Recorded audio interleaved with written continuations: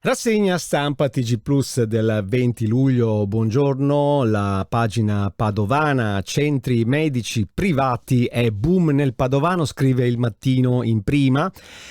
Sono 240 in tutto, un quarto di tutto il Veneto. Nell'ultimo anno registrate 25 nuove aperture ospedali. La CGIL critica incompatibili, ferie e liste d'attesa da recuperare. Nella fotonotizia vedete violenta grandinata e vento forte, gravi danni nell'Alta e anche in città.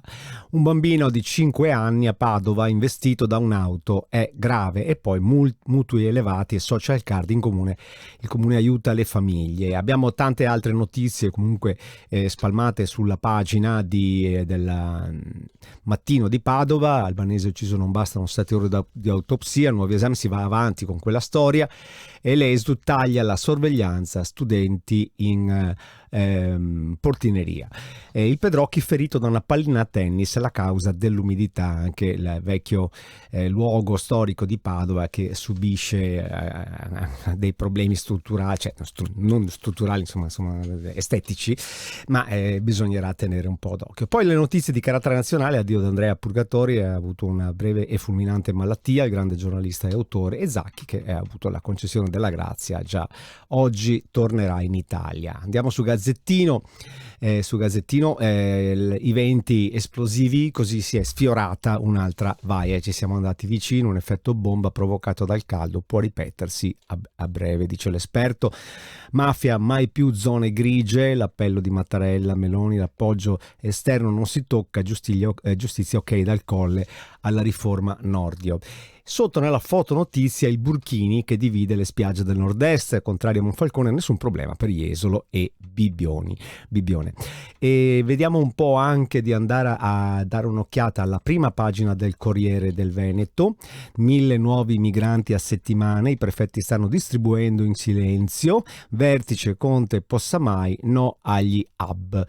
Conte è il sindaco di Treviso, Mario Conte. Stato d'emergenza, Zaia ha firmato danni milionari, anche ieri in un video che abbiamo pubblicato anche noi, il downburst e i venti sparati verso i boschi. Qui, a proposito di bosco, il bosco dello sport, si parla di Mestre, ripartono le gare, ma sapete che comunque in ogni caso il Corriere del Veneto mette le notizie un po' in generale su tutta la prima pagina. Andiamo a vedere anche la prima pagina di Padova di Notizie Plus e la nuova allerta gialla per i forti temporali, incidente stradale sulla Triestina a Montiron. E qui abbiamo visto Venezia, probabilmente, eccola qui, infatti troviamo Padova, ma comunque la notizia si ripete. Rete in fibra ottica anche ad Asiago, perché Asiago, molti padovani hanno casa da vacanze ad Asiago, quindi sarà sicuramente una notizia che interesserà l'area di Padova. E la bufera su Dolomiti, Zaia firma lo stato d'emergenza, vedete che anche qui la notizia compare. Poi aprendo si trova anche il filmato di Zaia che spiega che cosa è il caso di, insomma, spiega che cosa ha fatto. Bene, da Padova è tutto, grazie.